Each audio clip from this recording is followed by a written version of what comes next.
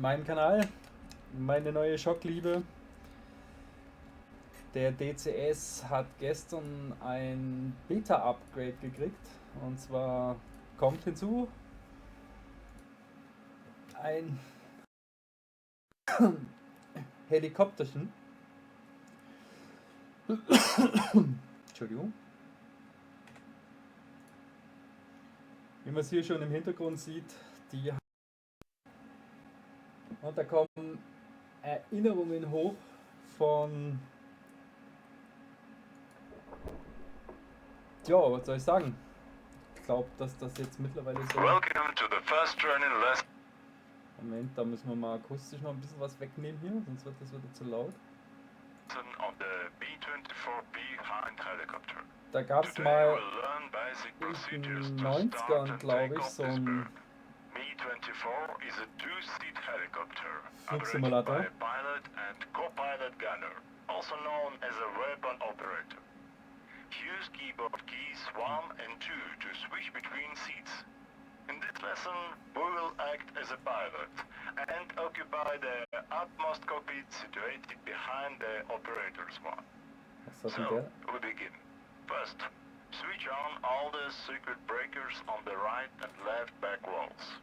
Use the support metal frames to move them up all at once.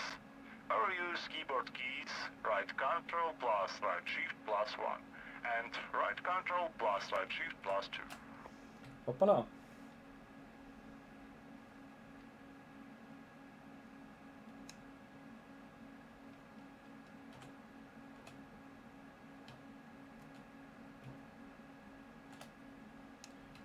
Turn to the right side and switch on both batteries on the right electric deck. Also wie gesagt, locate the power from that switch. Open the cover and move the switch to the up position. Activate PO750A power inverter. Watch the appropriate light is lit above the switch. If you are unable to see the bottom part of the electric deck, slide your camera view to the right with right control plus right shift plus num 6. Use num 5 to center view again. Also wie gesagt, das gab mal in den 90ern schon so einen Hind-Simulator, sage ich mal so, der aber weit entfernt ist von dem, was du mit dem Vogel hier anstellen kannst. Ich meine, ich habe jetzt ein paar Tage, was heißt Tage? Also ein paar Stunden damit verbracht, um es hinzukriegen, die Milmi 8 eben so halbwegs hochzukriegen in die Luft und wieder runter. Und hier haben wir da noch so ein Warzenschwein. Ich glaube, dass das die Milmi ein bisschen leichter ist, aber das wahrscheinlich, also da es vermutlich hier noch, also da es sich hierbei noch um eine Beta handelt, vermute ich einfach mal, dass der Milmi einfach schon besser fliegt und sich besser handeln lässt. Und ich habe da trotzdem immer noch so meine Probleme mit dem Landen. Also ich kriege den Vogel manchmal so hart in den Stall rein, dass er einfach aus dem Himmel fällt. Und Close the door by clicking the door handle with the mouse. Or use left control plus C. Und das ist einfach nur, ich weiß, ich such's mal raus, wie es hieß. Aber das ist optisch halt, wie gesagt, schon eine ganz andere Liga, weil wenn sich hier diese Ledersitze anschaut,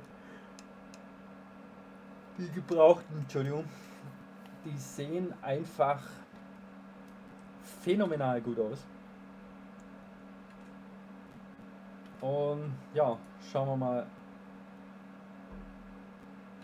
Pressurize the cockpit by opening the pressure valve on the left side. Rotate the wheel handle counterclockwise by dragging it to the left down direction with the mouse. Wie man hier sieht, habe ich auf jeden Fall mal das amerikanische Cockpit aktiviert, was das Ganze jetzt wesentlich leichter macht. Die ist hier im Package vorhanden. Wichtigster Button. Da Venti hier vorne. Der hat auch ein lustiges Feature, den kann man nämlich mit dem Finger anhalten. Ja. Geht aber nur bei dem. Der Gunner hat dasselbe. Ich glaube Hier irgendwo auf der Seite müsste der Fan-Switch sein.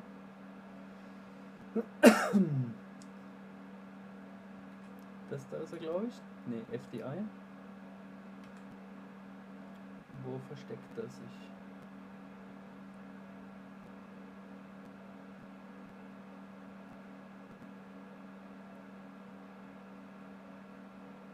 Da ist er. Zack. Aber der Kollege kann nicht gebremst werden. So. Ja, aber einfach nochmal, um dieses prachtvolle Gerät von außen anzusehen, das ist einfach nur ein ziemlich cooler Hubschrauber. Okay, wir sind im falschen Cockpit. Wir waren wieder zurück ins Pilotencockpit. So, wir sollen jetzt eben den Kabinendruck erhöhen. Release the main rotor shaft brake by lowering the brake lever on the right side of the seat. Turn to the left and up a bit and locate the fire protection panel. Move master switch and fire extinguisher switches to the up position. So. Switch on service tanks, fuel cut-off valves, crossfeed and transfer pumps for all tanks. If you are equipped with external tanks, switch the appropriate external tanks rocker to the up position also. Ja, wir haben keinen external Tank. At the next step, we'll start the auxiliary power unit, APU. During APU start, we have to monitor battery voltage do not drop below 18 volts. In order to do this, rotate the voltmeter selector 2 notches to the bed position.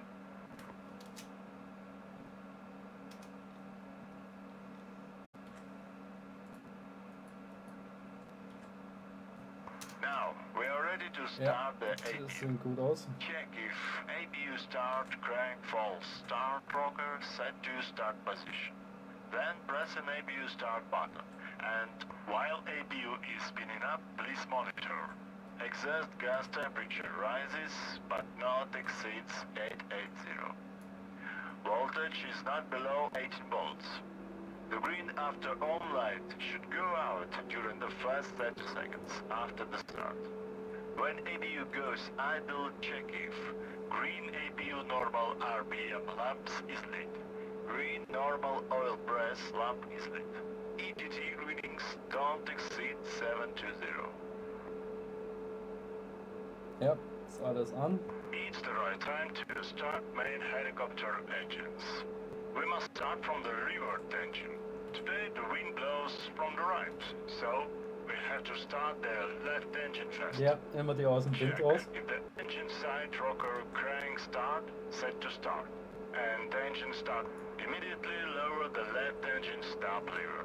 Failing to do so, we'll terminate the normal starting procedure. Use right control plus page up if convenient. The engine should come to idle power in no more than 60 seconds. Monitor the following parameters during spin-up. Green auto on and amber starter on, lights up. Steady RPM increase and main rotor blade starts to move. Oil pressure at 45% of turbine RPM is not lower than 1 kg per square centimeter. Amber starter on light should turn off at 60-65% of RPM. Green auto on light should maintain the lead state no more than 33 seconds. Warning: during each engine startup, it's forbidden to move aircraft control sticks, engine RPM handle, or swing engine start selector rocker to another engine. Haben noch keine Generatoren an, glaube ich. When the left engine goes idle, repeat the procedure for the right engine. Select right engine by switching the engine stop. Lower the right engine stop lever to down position. So. Heli läuft schon mal. Check warning lights, RPM, temperature increase, and all pressure gauges for combo readings. Wait until engines run at idle for 1 minute. Note: in the case of prolonged APU warm-up or engine test runs, Engage the APU generator to provide battery recharge using the APU generator switch on the right electric panel. Do not forget to temporarily switch it off during the engine start phase to avoid possible APU overload.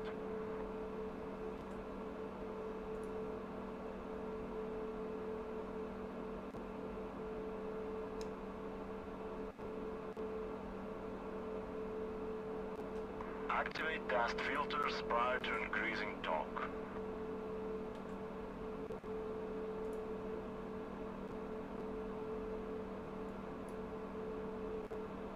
It's forbidden to increase RPM until engine oil temperature reaches 30 degrees and main gearbox temperature below -50. Place the mouse cursor over the collective stick grip. To press the right mouse button and rotate the grip marked gas clockwise using a mouse wheel. You can use page up key instead. Die benutze ich lieber bei dem, in dem Fall.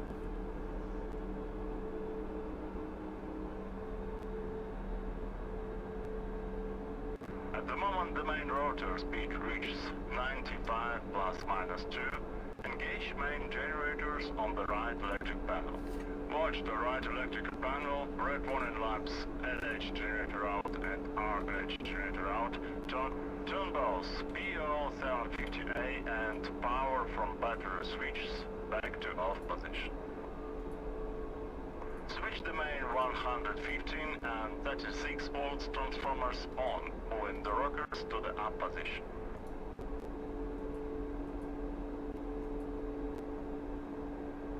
Switch on both rectifiers. Start APU turbo engine, pressing start APU button on the left side. Okay, RPU ist aus. Power on the guidance system by switching kommt system rocker to the up position.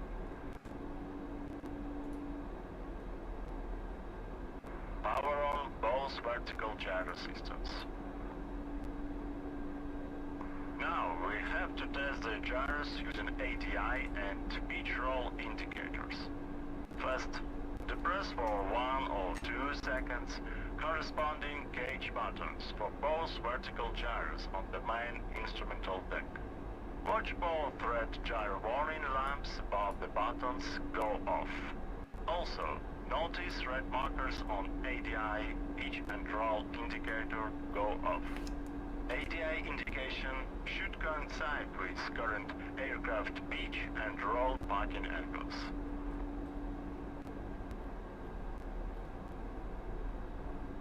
Set adjust stop switch to on. Now the red warning lamp located to the right diminishes and zero indicator bar settles near the center according to the current ambient air density. That indicates the normal working state of SPU-52. Note that at near sea level altitudes, low or moderate temperatures, when air density is high, the bar may settle to the right of center. In the conditions of low air density, the bar may stay in the leftmost position. Ich weiß es gerade nicht.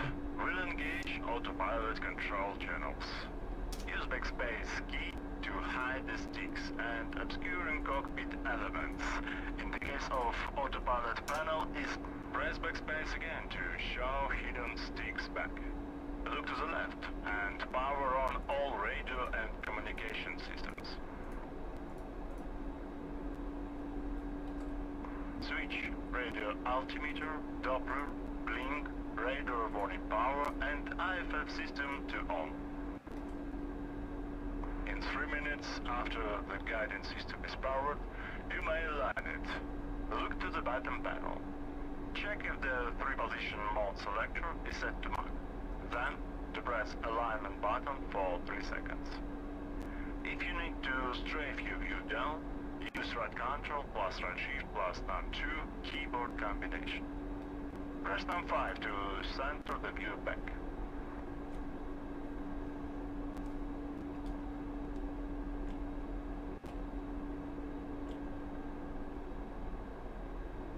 Yeah, set to Mac.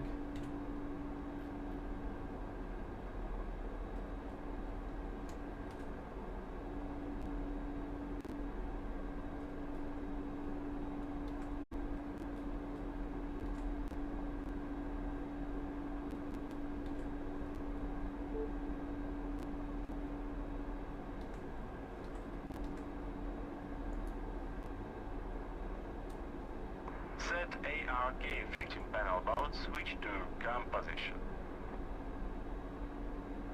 So, dort müsste Sync gewesen sein. Kommt. Power on the ARK U2 directional finder panel, located under your left elbow. Switch air conditioner mode to condition on the right panel under your right elbow. This will bring conditioned air to the cockpit. Now we ready to start taxi. Proceed with the following. Release park and brake, left shift plus W. Push the cyclic stick forward smoothly and increase the pitch of the main rotor by gently lifting the collective stick. Lower the collective stick when the helicopter starts to move. Use short anti-torque pedal pushes to adjust moment direction. Maintain slow forward motion with longitudinal movements of cyclic control stick and wheel brakes when needed. Do not exceed the speed of 20 km/h. Enable control position overlay indication. Right control plus enter to help you accommodate with controls. Turn left to the taxiway.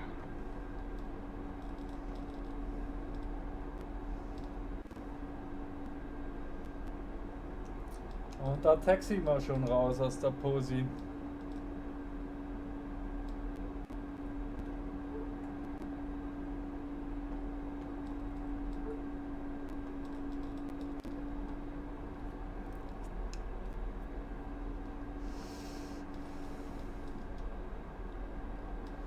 Also in der Mi 8 konnte ich der Mi 8 konnte ich die Posi relativ gerade halten.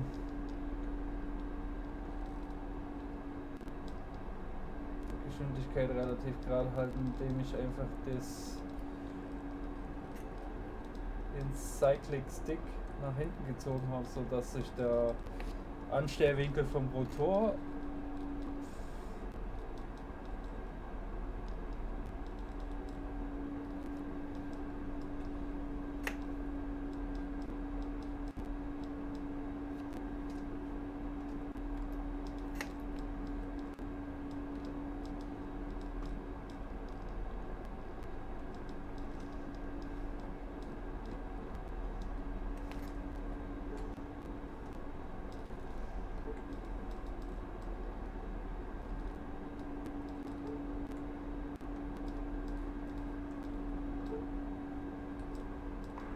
enter the runway. Turn left and land the forward wheel along the central line. Passt, das machen wir. Also das ist schon ein bisschen komplexer als das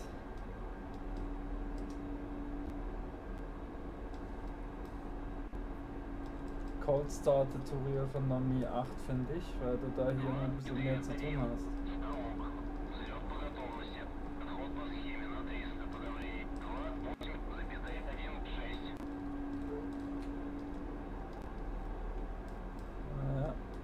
Kriegen wir den Vogel auch gerade.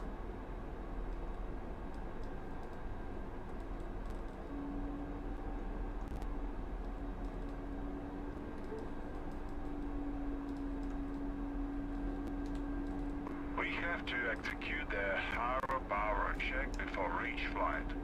Gently pull the control stick back and right, then smoothly pull up the collective stick until the helicopter hangs its wheels 1.5 meters above the ground. Push the right pedal proportionally to compensate for the torque and constant tendency to make the left turn. Control the longitudinal and lateral movements of the helicopter with the cyclic stick.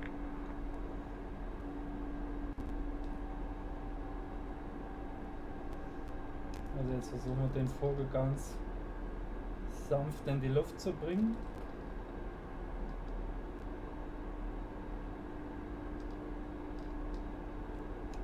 Das ist normalerweise immer da.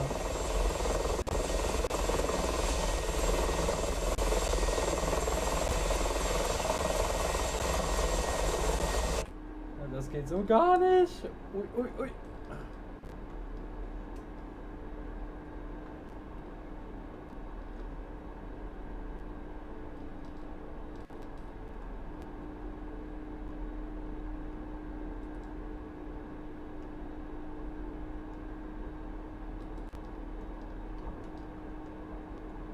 Oh, oh.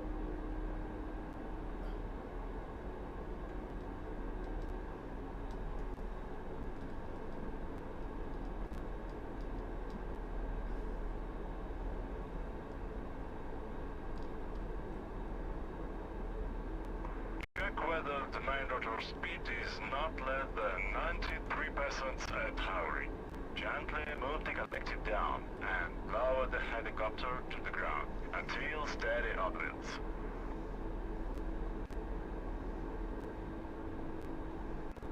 Den Vogel erstmal, also die hält sich aktuell noch wesentlich komplizierter in Luft.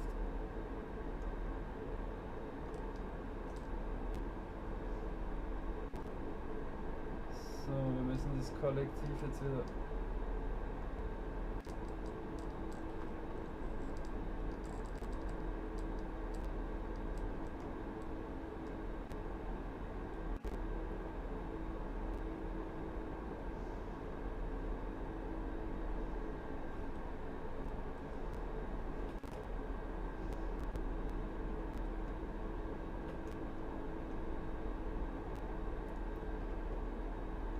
Naja, ich habe extra schon ein bisschen Sensi aus dem Stick rausgenommen.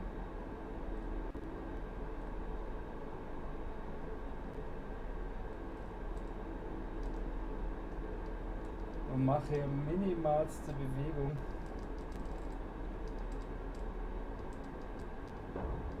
Oh.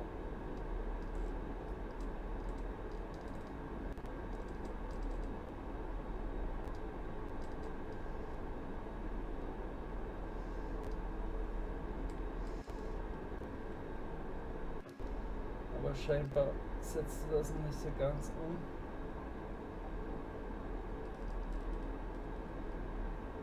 Wie wir das wollen, beziehungsweise reagiert noch zu sensibel darauf.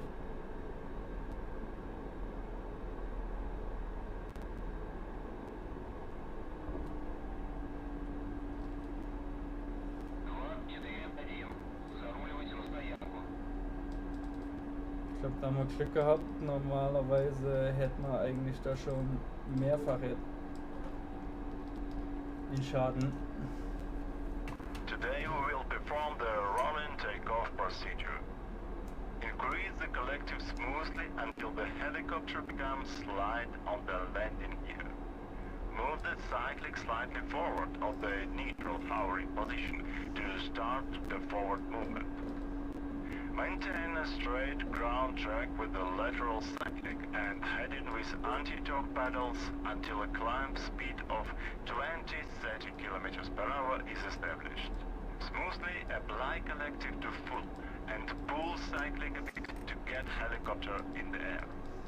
Maintain an altitude to take advantage of ground effect for a while. Then allow the airspeed to increase toward normal climb speed, thus to get 70 km per hour of airspeed at 25 meters of altitude. Using G key, retract landing gear above 15 meters off the ground at 70 km per hour. When you use clickables in the cockpit, first release gear lever lock with the left mouse button prior to moving landing gear lever up.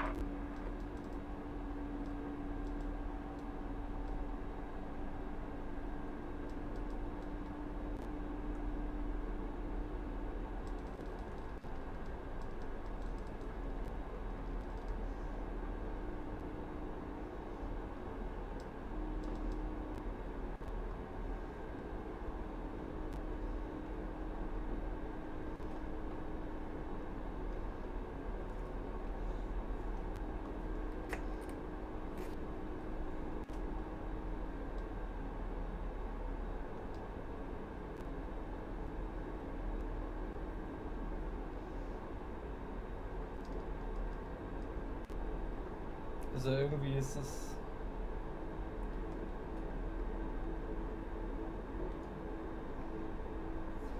Ah, jetzt passt's.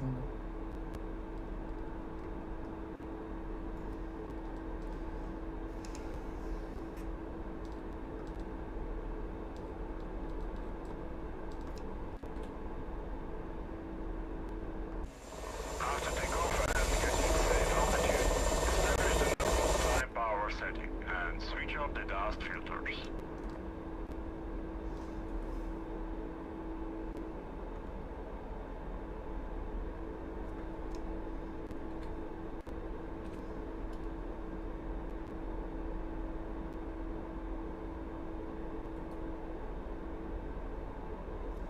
The lesson is over.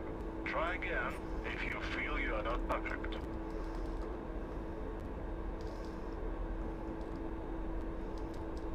Ja, sie ist schon eine elegante Dame.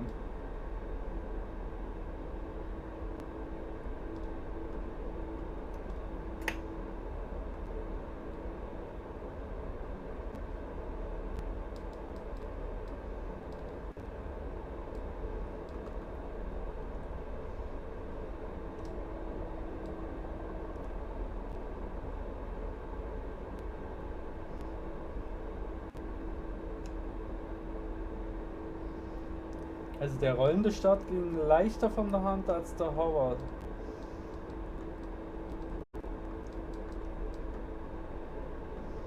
Muss ich ganz ehrlich sagen.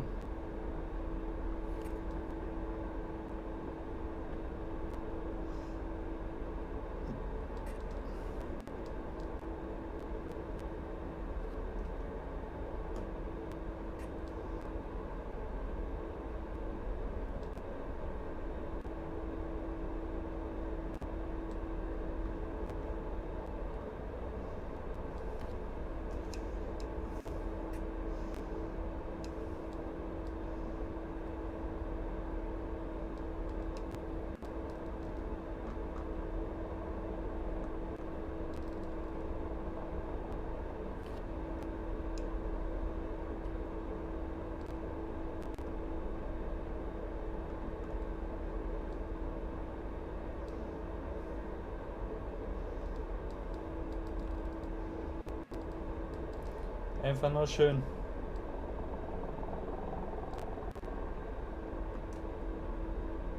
Auch rein von der Optik her.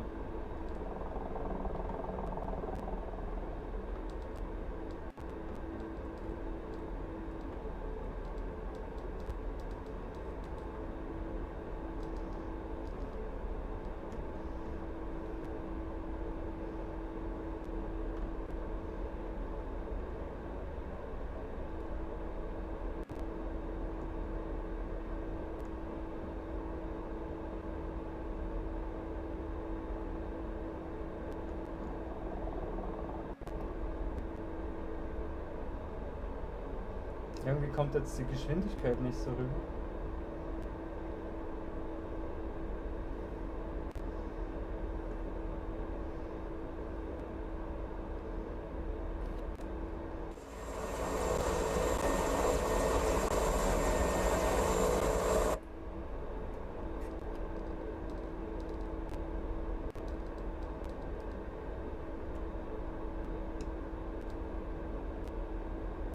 Aber sie ist schon sehr, sehr schön geworden. Die Hind.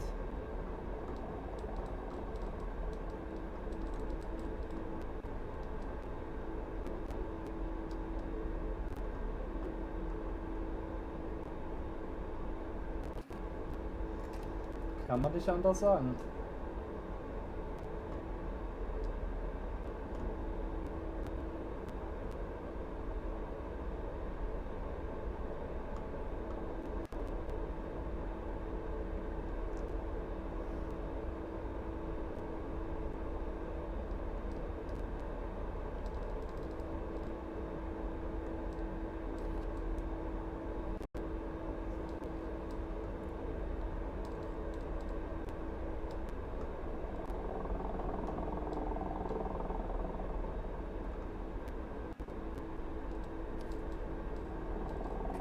Ah!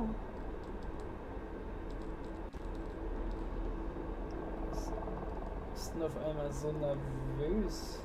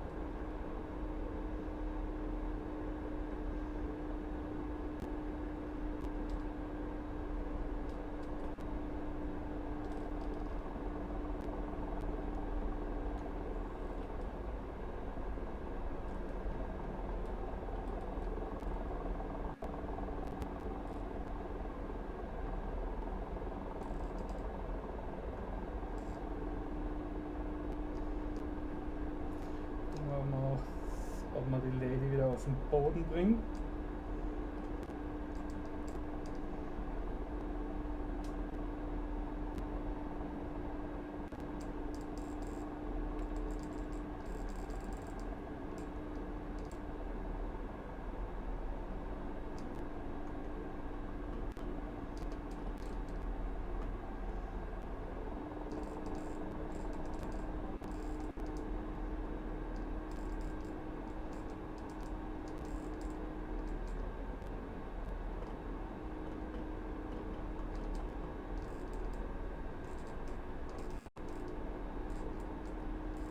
Fahrwerk hätten wir schon mal draußen.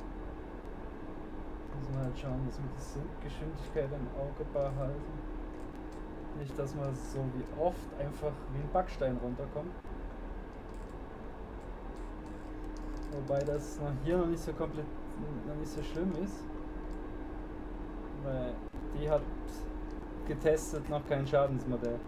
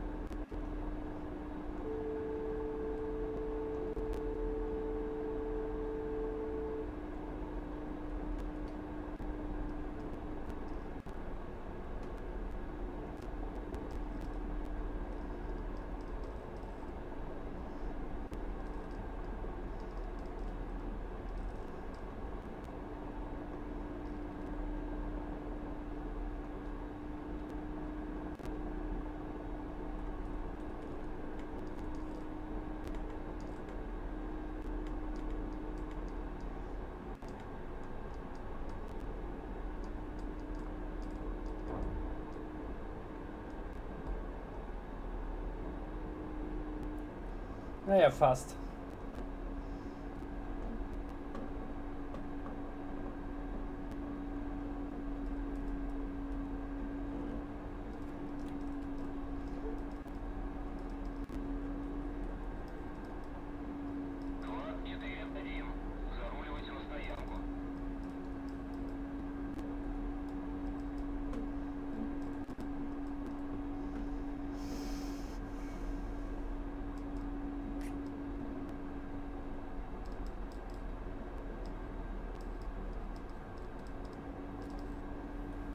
Eigentlich überhaupt keine Ahnung, ob ich da richtig rumgelandet bin. Ja, aber der Kollege sagt ja, wir sollen mal den Vogel landen, ne?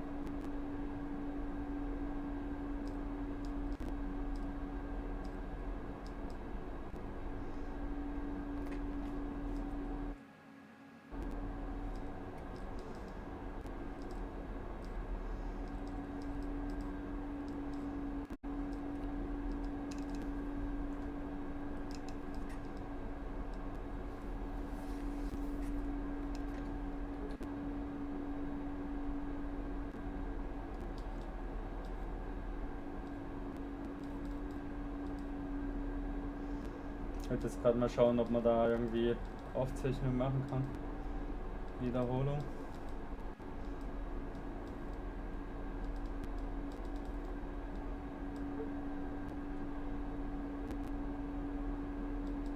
Weil ich einfach mal sehen wollte, wie ich runtergeknallt bin.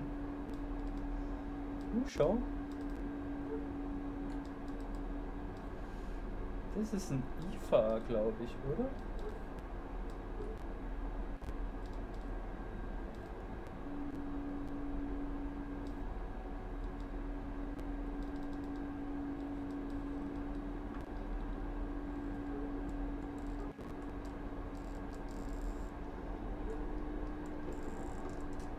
Das wäre normal fatal.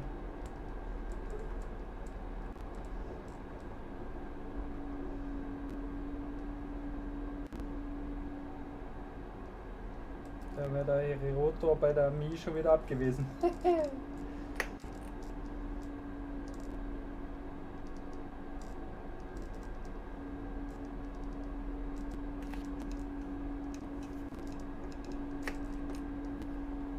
Wo sind wir hier überhaupt?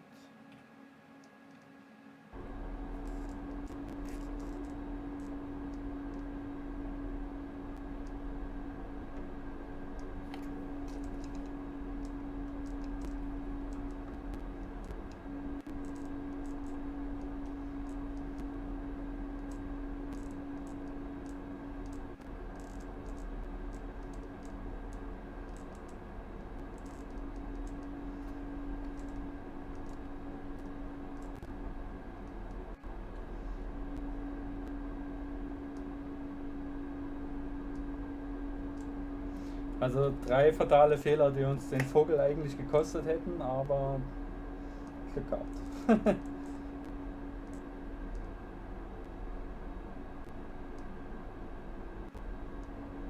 Muss man schauen, eigentlich hatte ich für den keinen Arcade-Modus drin, aber es gibt wie gesagt anscheinend noch kein Schadensmodell in der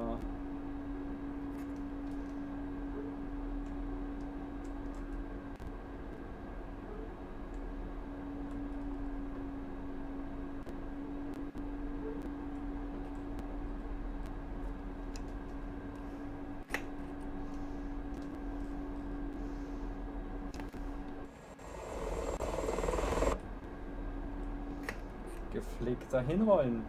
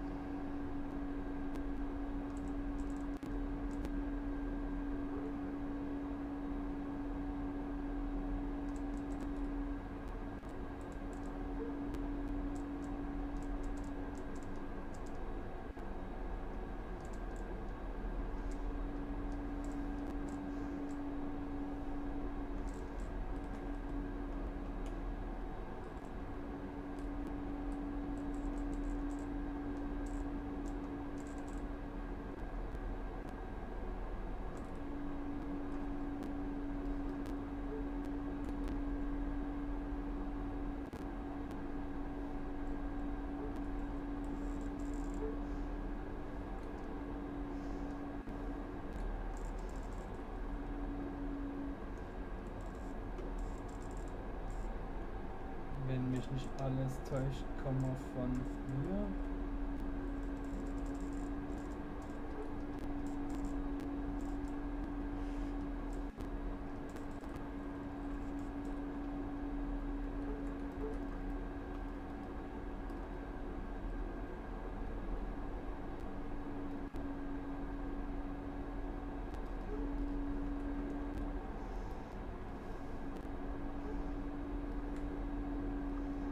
Ich glaube, neben diesen LKW sind wir vorher gestanden, oder?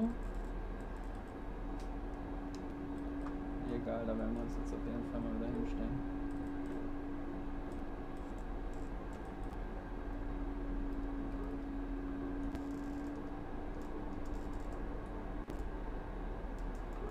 Das sind Icarus-Busse, wenn mich nicht alles täuscht.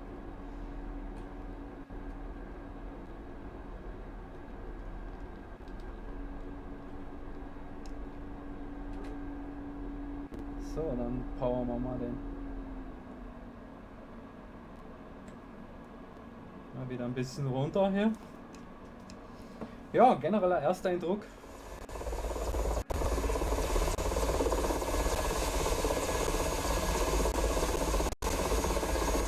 Schaut aus wie so ein Liefer-LKW, ja? Also generell sehr, sehr schöner Helikopter, der sich ziemlich schwer beherrschen lässt. Also mir kommt es vor, als wäre er schwerer zu beherrschen als die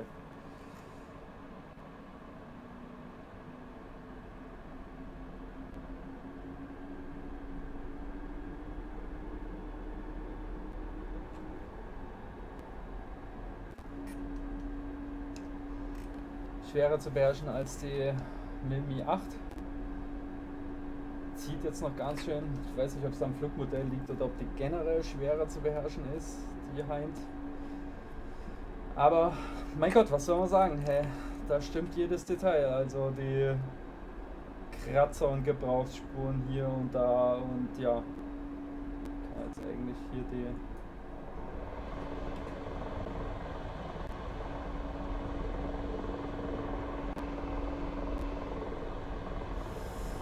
tatsächlich öffnen. Der bleibt wahrscheinlich zu, weil der wird da wahrscheinlich hoch ins... Nee.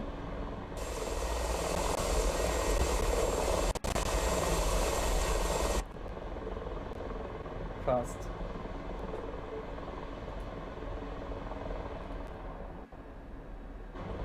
Kann man aufmachen.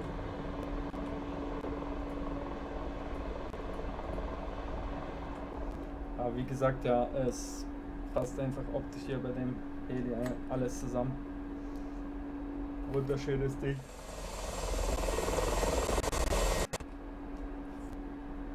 Alle Details da.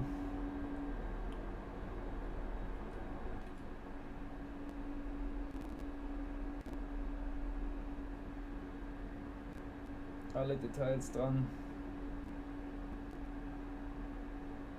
Das ist jetzt Waffenschützenposition. Das ist, erinnert mich irgendwie so ein bisschen an eine BMP oder T72 Steuergerät. Ist nicht klickbar.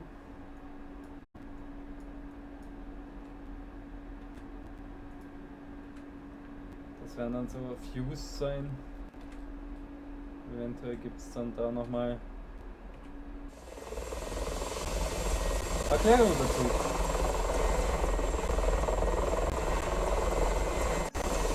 Sonst schönes Teil. Machen wir die Kopfkanone. Das Modell einfach sehr, sehr stimmig. Ich sag mal, danke fürs Zuschauen. Wir haben eigentlich ganz gut gepackt hier. Ich hoffe, euch hat es gefallen. Wenn ja, freue ich mich, euch wiedersehen. Und ich sage danke und auf Wiedersehen. Ciao, tschüss.